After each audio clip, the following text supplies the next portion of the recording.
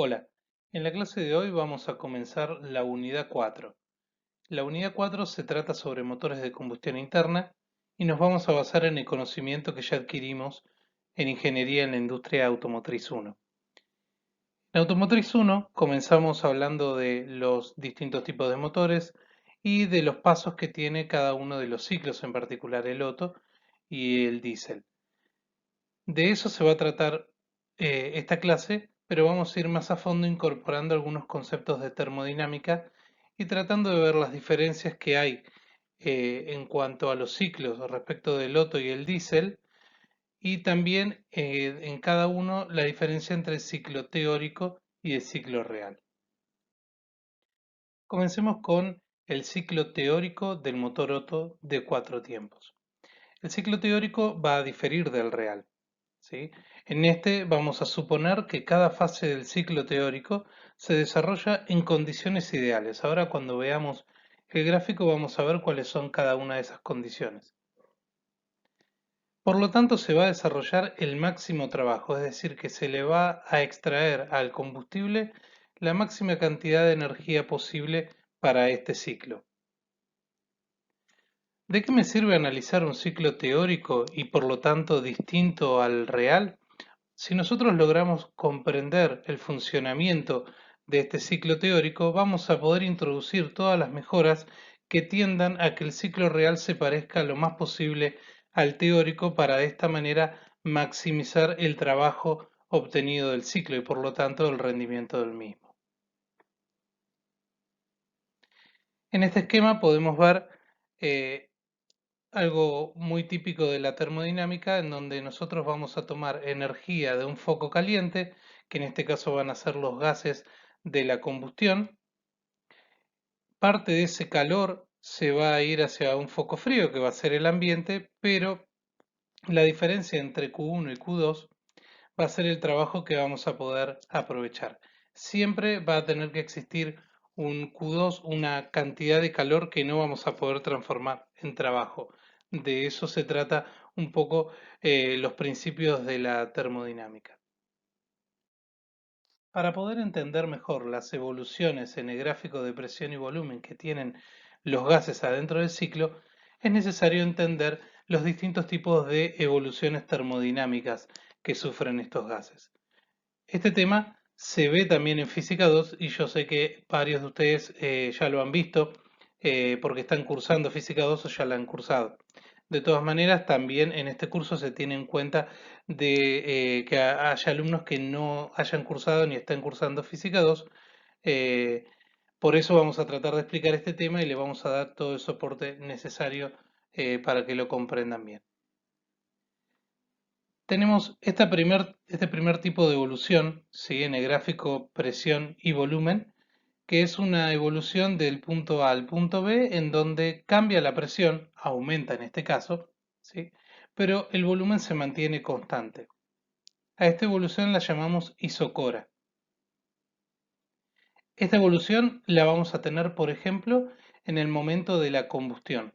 ¿Sí? Vamos a tener un aumento eh, muy rápido de la presión y prácticamente no va a haber una variación de volumen porque no va a haber habido un desplazamiento del pistón. Otro tipo de evolución es la evolución a presión constante y a esto la llamamos isobara. El otro parámetro que se podría mantener constante, además del volumen y de la presión, es la temperatura. En este caso, evolucionando del punto A al punto B, si bien vemos que cambian tanto la presión como el volumen, si lo pudiéramos apreciar en 3 dimensiones este gráfico, podríamos ver que la temperatura se mantiene constante. Esta se llama isoterma. No vamos a tener ninguna isoterma en el ciclo Otto ni tampoco en el ciclo diésel, pero está bien que la mencionemos porque es una de las 4 transformaciones termodinámicas clásicas. Además, tenemos la transformación adiabática. El término adiabático viene de que no hay intercambio de calor. Y de eso se trata esta transformación. Es una evolución en donde cambia el volumen, cambia la presión, pero se mantiene constante el calor. Es decir, no el fluido no recibe ni otorga calor. Esto lo único en lo que puede resultar es en un aumento o descenso de la temperatura dependiendo en qué sentido se esté realizando la transformación. ¿Sí? Vayamos a ver el diagrama del ciclo Otto teórico. Ese esquema que se ve ahí representa el ciclo Otto teórico y vamos a ir analizándolo parte por parte. Primero, de 1 a 2 vamos a tener la admisión. Y aquí ya aparecen algunas de las condiciones que lo convierten en un ciclo teórico o ideal. La admisión se va a producir a presión atmosférica, es decir, se va a abrir la válvula de admisión e inmediatamente se va a llenar de aire o de mezcla de aire y combustible a medida que el pistón va recorriendo el punto muerto superior al punto muerto inferior. Es decir, que a medida que aumenta el volumen va entrando muy fácilmente la mezcla. Ahí ya vamos a ver que hay una pequeña diferencia con la realidad. Otra cosa que suponemos acá es que las aperturas y los cierres de válvulas son también instantáneos y se producen en el punto muerto superior y en el punto muerto inferior. Así que cuando inicia esta evolución de la admisión, la válvula de admisión está completamente abierta y se abre en el instante 1. De 2 a 3 vamos a tener la compresión. Aquí están las dos válvulas cerradas y vamos a tener un aumento de la presión porque hay una disminución del volumen. El volumen pasa del que tenemos en el punto 2 en el punto muerto inferior al que tenemos en el punto muerto superior. Estos dos volúmenes recuerden que son el volumen aspirado en 2 y el volumen comprimido en 3. Esta evolución es una evolución adiabática, ¿sí? En donde tenemos un aumento de presión, una reducción de volumen y un aumento de la temperatura, pero no hay intercambio de calor con el medio. En el punto 3 y hacia el 4 tenemos la combustión.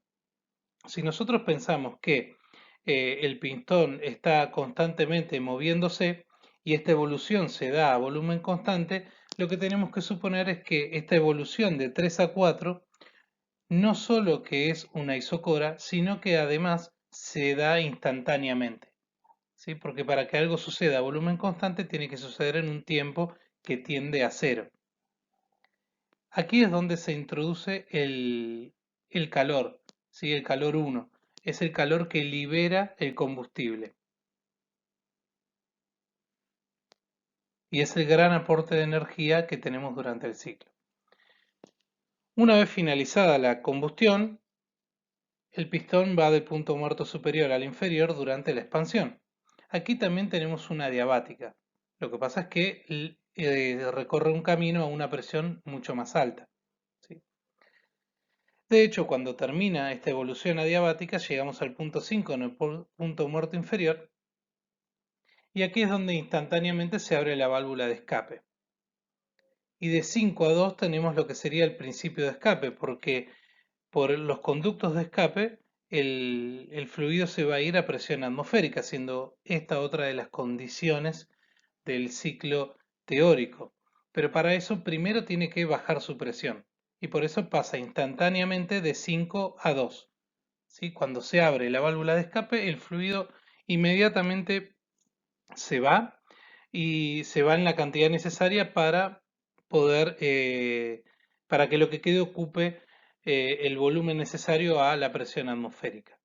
Por supuesto que no todo el escape está realizado y lo que falta va a suceder en la evolución de 2 a 1, ¿sí?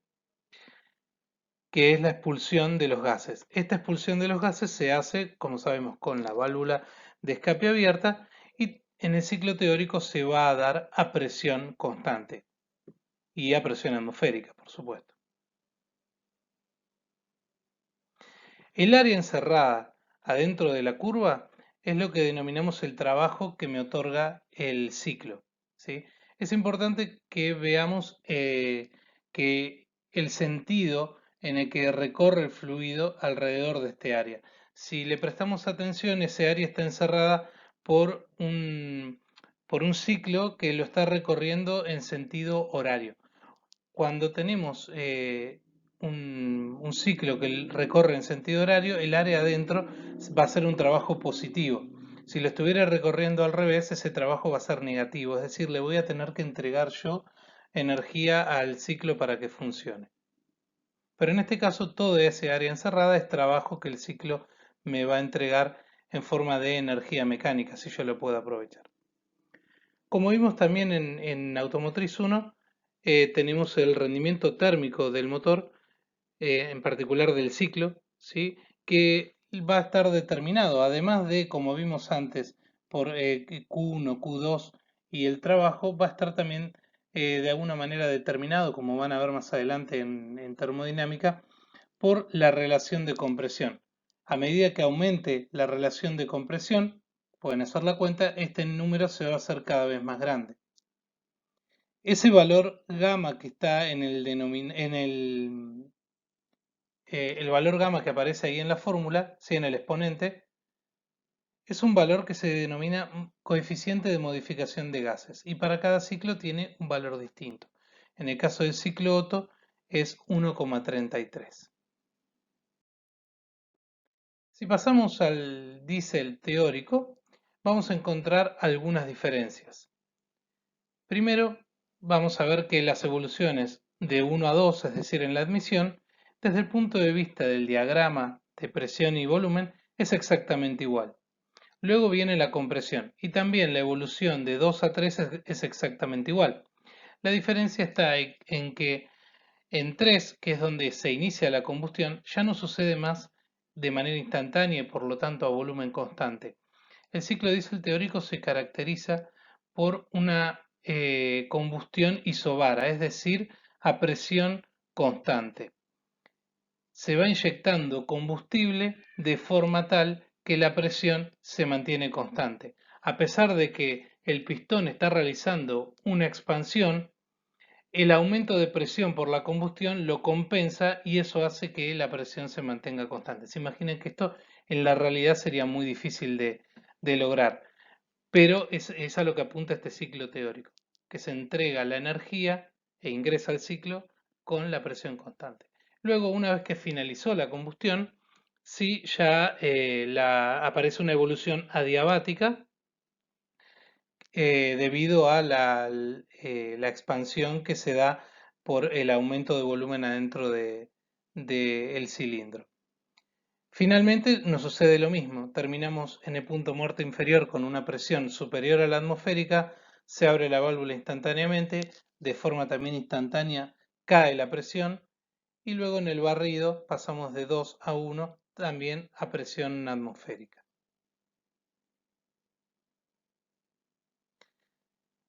Los motores diésel evolucionaron con el tiempo y fue necesario poder desarrollar un nuevo ciclo que tuviera en cuenta las velocidades más rápidas que se necesitaban para los vehículos, particularmente los automóviles, porque los motores diésel tienen muchísimas aplicaciones. Por ejemplo, motores diésel que se montan en barcos pueden funcionar a velocidades muy bajas. Pero en los motores diésel que tienen que funcionar a velocidades más elevadas, hablamos de 4000 RPM, 3000 o 5000 RPM, necesitamos de otro tipo de ciclo, que es un diésel mixto, ¿sí? O diésel rápido, en donde sí tenemos una combustión a presión constante, pero antes tenemos una combustión a volumen constante. Esta primera combustión de 3 a 4 es parecida a la que se da en el ciclo Otto, y luego tenemos una combustión que se completa de 4 a 5 de manera similar a en el ciclo diésel teórico. Lo que vamos a ver en automóviles es claramente el uso de este ciclo.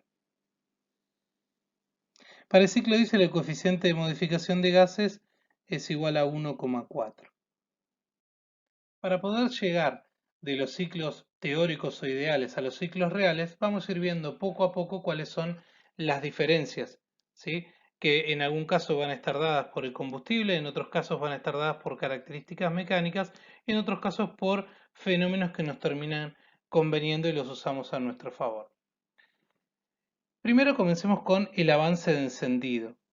¿Qué significa el avance de encendido? Bueno, tiene que ver con que la combustión de los gases no es instantánea, ¿sí?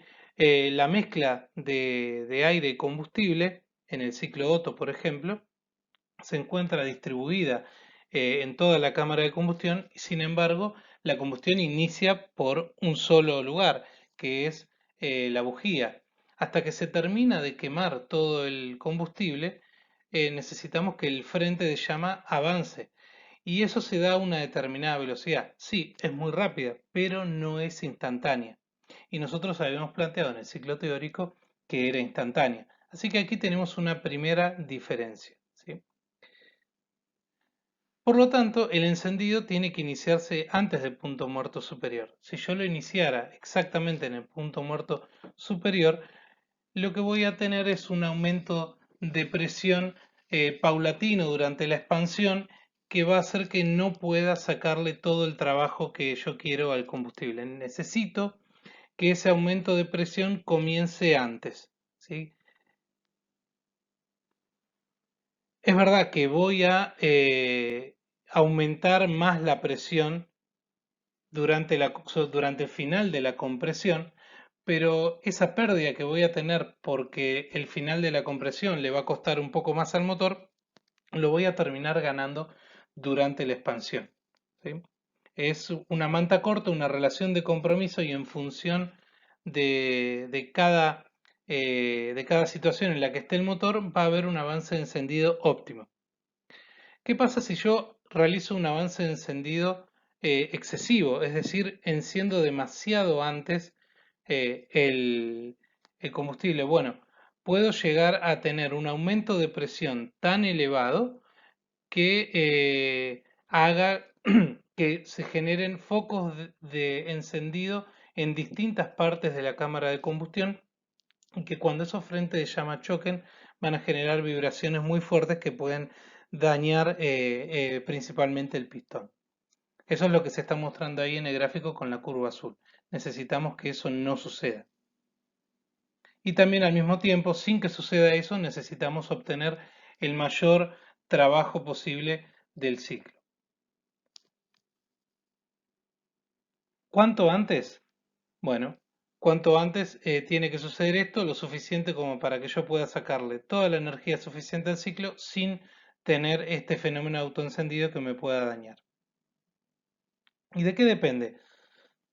Bueno, hay una variable que es muy clara, que tiene que ver con la velocidad a la que trabaja el motor, ¿sí? Y la otra va a tener que ver con la carga, es decir, con cuánto combustible le estoy inyectando al motor, cuánta mezcla de aire y combustible estoy haciendo entrar. Bien, decíamos que depende de la velocidad de giro y de la carga o la posición de la mariposa.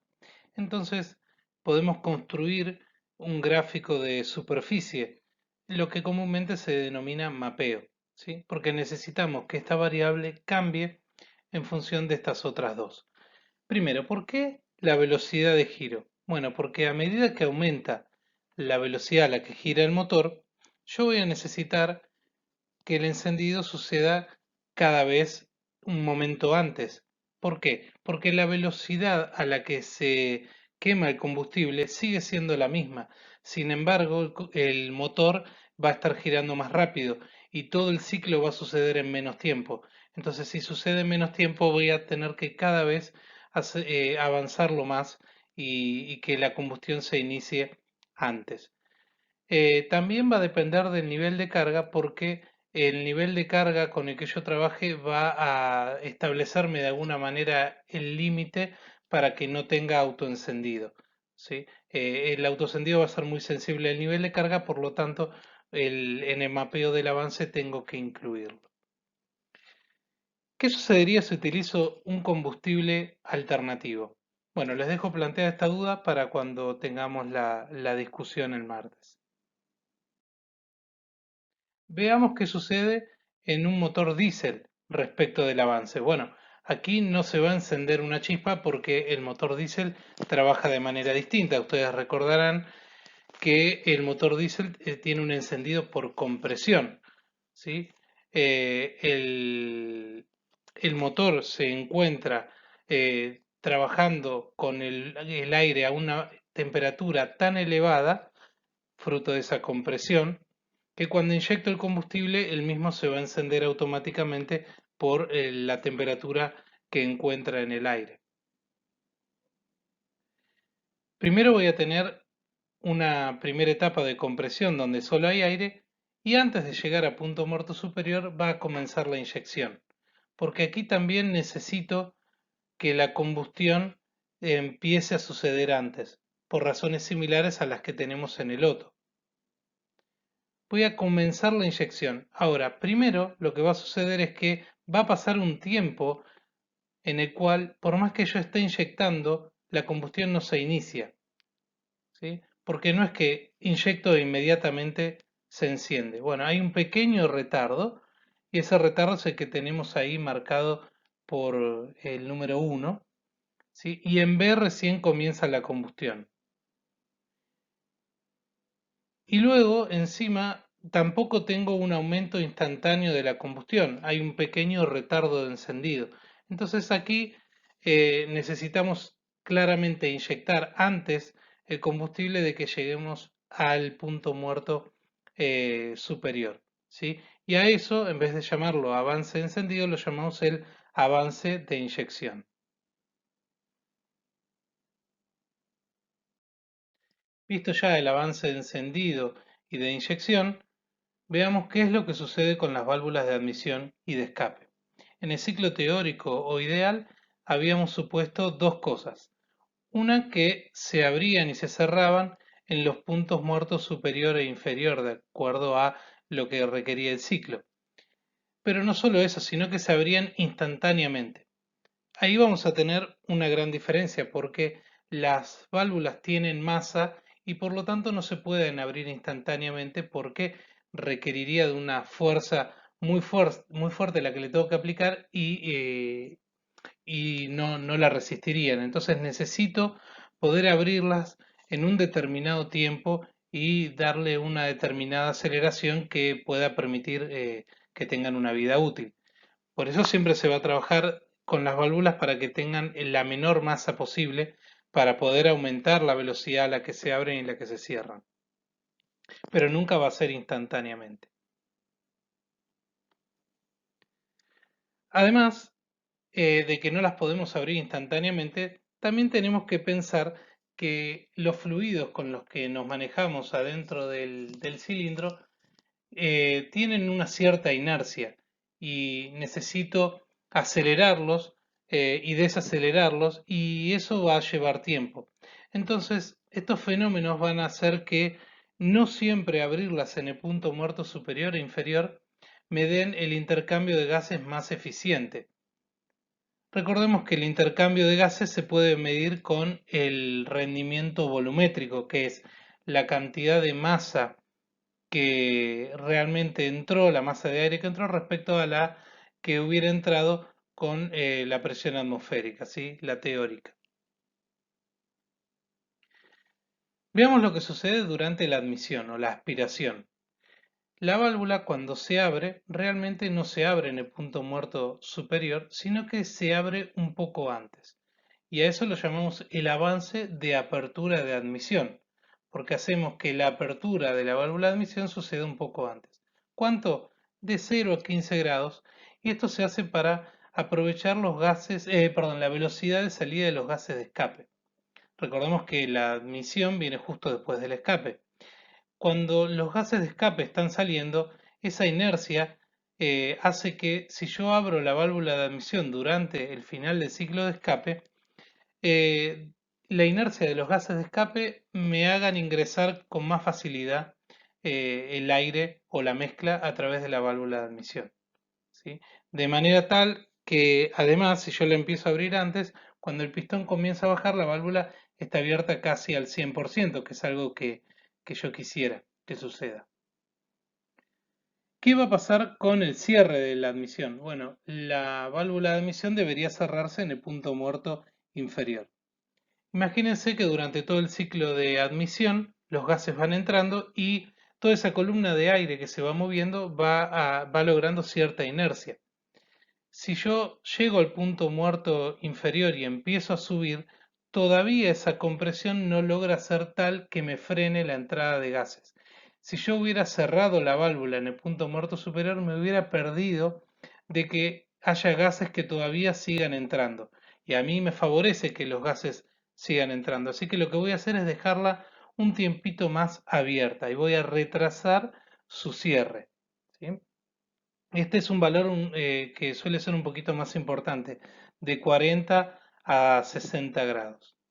Todo esto es para mejorar y maximizar la cantidad de aire o de mezcla que meto durante la admisión. ¿Qué sucede durante el escape con la válvula de escape? Bien, voy a tener un avance en la apertura de escape. Recordemos que al final de la carrera de expansión la presión es superior a la atmosférica, ¿sí? Suele ser de 3 a 4 bares. Si yo abro la válvula de escape justo al final de la carrera hacia el punto muerto inferior, es decir, justamente en el punto muerto inferior, cuando empiece a hacer el barrido, voy a tener una presión muy elevada y eso me va a hacer que tenga que ponerle más esfuerzo al escape. Si yo lo logro abrir antes, esa presión va a bajar y entonces luego el barrido me va a generar menos esfuerzo.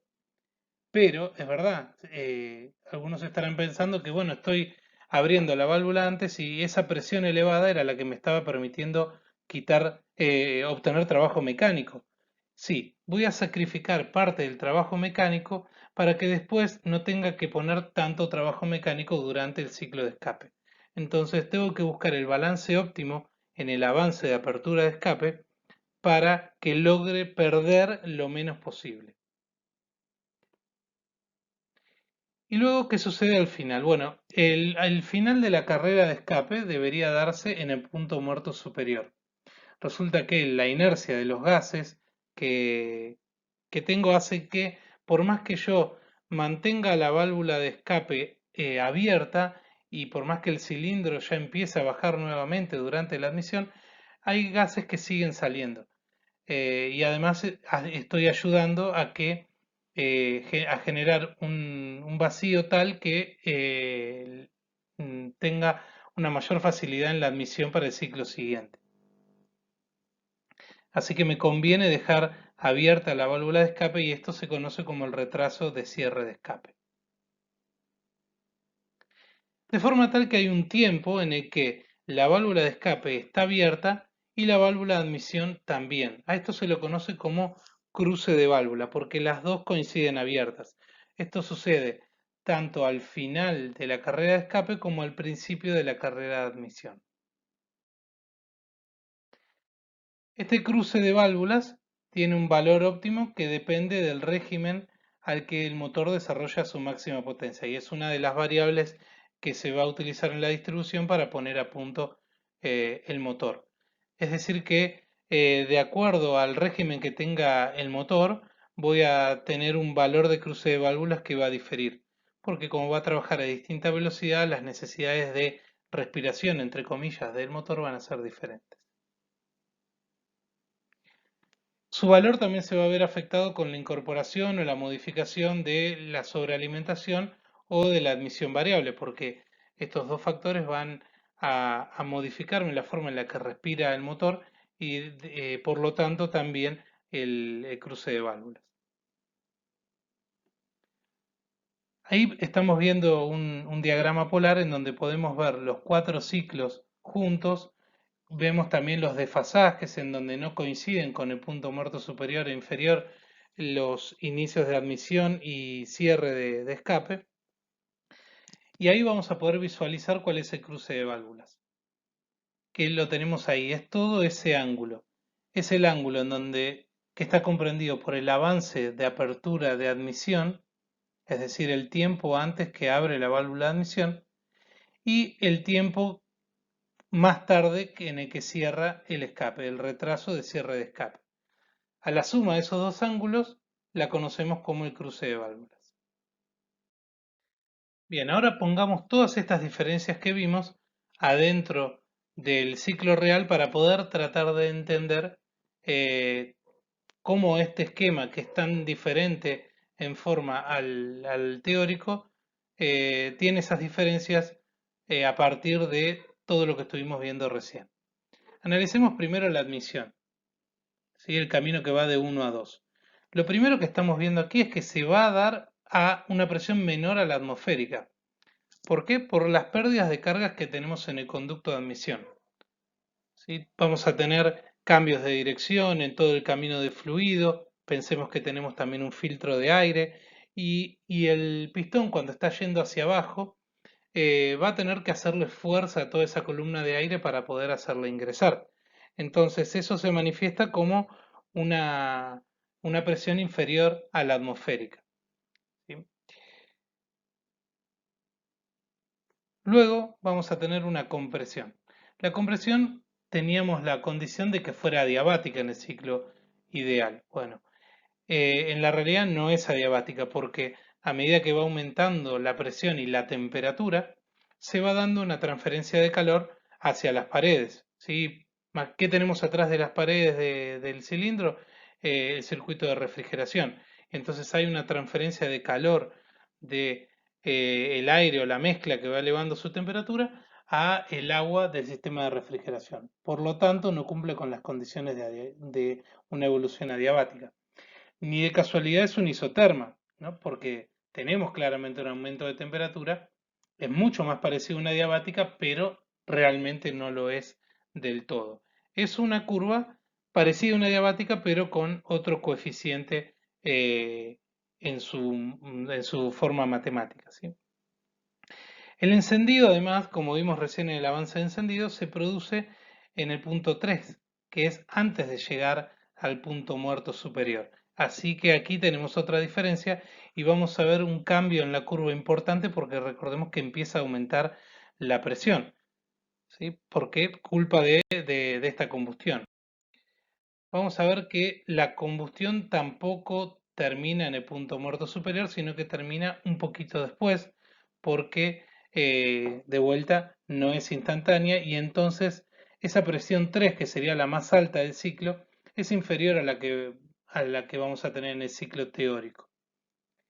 Así que nuestra curva adiabática de expansión va a arrancar desde un valor menor.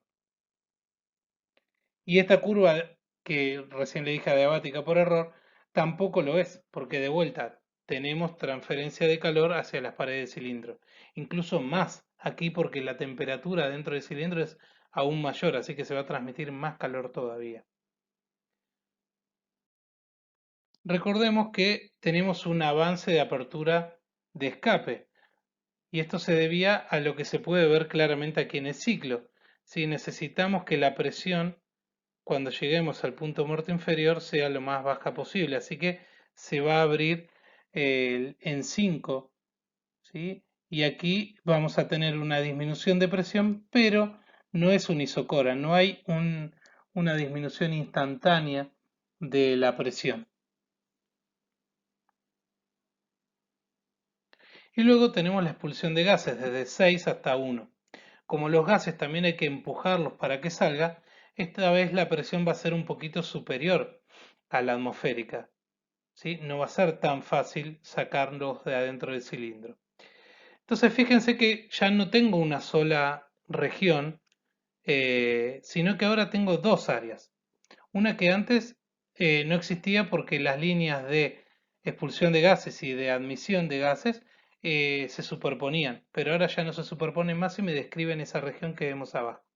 Pero fíjense que el perímetro que bordea ese área tiene un sentido de giro diferente, ¿sí? Tiene un sentido de giro antihorario. Y eso quiere decir que cuanto más grande sea ese área, peor va a ser, porque eso es trabajo negativo. Vamos a hacer una comparación entre el ciclo ideal y el real, principalmente analizando las pérdidas. Esto último que les mencionaba recién, que se denominan pérdidas por bombeo y están determinadas claramente por esa región, ¿sí? Encerrada entre las evoluciones de escape y de admisión. También tenemos pérdidas de carga en el cilindro. ¿A qué nos referimos con esto? A que no termina de entrar siempre la cantidad de aire teórica. Si el rendimiento volumétrico es menor a 1, vamos a tener pérdidas de carga en el cilindro y por lo tanto no vamos a haber quemado la cantidad de combustible que teóricamente tendríamos que quemar. Y eso va a hacer que tengamos una menor cantidad de energía liberada en el mismo. Vamos a tener pérdidas de calor, ¿sí? Eso es calor que no se puede transformar en trabajo mecánico y ese calor se pierde desde que se inicia la compresión hasta que se termina la expansión. Es calor que se va hacia el sistema de refrigeración. Luego voy a tener también pérdidas debido al tiempo en la combustión. Como tengo que iniciar antes la combustión, va a haber un aumento de la presión diferente al que hubiera tenido en la evolución de compresión sin combustión. Y tampoco voy a tener un pico en el punto muerto superior, sino que la combustión va a terminar un poco después. Eso va a hacer que me pierda esas áreas que están marcadas ahí con la letra A, y como esa zona es de trabajo positivo, esto claramente se traduce como una pérdida. Y también voy a tener las pérdidas por el avance de apertura de escape. Así que ya dijimos que son para evitar pérdidas por bombeo, pero bueno, son pérdidas al fin. ¿Sí? Yo trato de hacer que la apertura, perdón, el avance, sí, el avance de apertura de escape sea de manera tal que yo minimice las pérdidas por bombeo durante el escape y las pérdidas por no haber aprovechado esa presión durante la expansión. En cuanto al ciclo diésel, la diferencia entre el real y el ideal también es bastante parecida a la del Otto, ¿sí? Las diferencias, como ya vimos, van a tener que ver con el avance de encendido, que en este caso es el avance de inyección, pero luego tenemos pérdidas similares, ya sea por bombeo. En este caso por ahí el gráfico no lo muestra, pero las pérdidas por bombeo en el ciclo diésel suelen ser menores que en el Otto, porque recordemos que en el ciclo diésel trabajo sin mariposa. Y la mariposa, cuando estoy trabajando a cargas medias o bajas, lo que hace es generarme mayores pérdidas de bombeo durante la admisión. Pero siempre voy a tener también pérdidas de carga en el cilindro, pérdidas de calor. En el caso del ciclo diésel va a haber más pérdidas de calor porque como trabaja a temperaturas mayores, también se van a dar más pérdidas de calor. Pérdidas debido al tiempo en la combustión. En el caso del diésel van a ser mayores porque eh, el ciclo diésel trabaja con un combustible que se quema más lentamente, ¿sí? La velocidad de combustión es bastante menor. De hecho, es lo que termina limitando la velocidad de los motores diésel, ¿sí? Fíjense que si vemos los vehículos de competición, si bien la mayoría son de ciclo Otto, el límite en los motores de ciclo Otto está dado por la resistencia mecánica de los componentes. Llega un momento en donde la velocidad de giro es tan grande que termina afectando la resistencia mecánica de los componentes y si los motores se rompen. En el caso de los motores diésel, los vehículos diésel de carrera, como los hubo alguna vez en una época en los campeonatos de resistencia, no funcionaban mucho más rápido que los de calle, porque el límite lo encontraban en la cantidad de tiempo necesario para quemar el combustible, culpa de la velocidad de combustión del mismo. ¿Sí? Pero bueno, luego las pérdidas son bastante similares y se van a atacar de la misma manera que en el otro. En cuanto a la bibliografía, les recomiendo leer los capítulos 2 y 3 de libro Motores de Santiago Sanz de Editorial Editex. Y aquellos que quieran ir a algo un poquito más avanzado, pueden leer el capítulo 4.3 de Motores de Combustión Interna Alternativos de Pairi y de Santes, que utiliza por ahí un lenguaje un poquito más complicado, pero van un poco más a fondo en el asunto.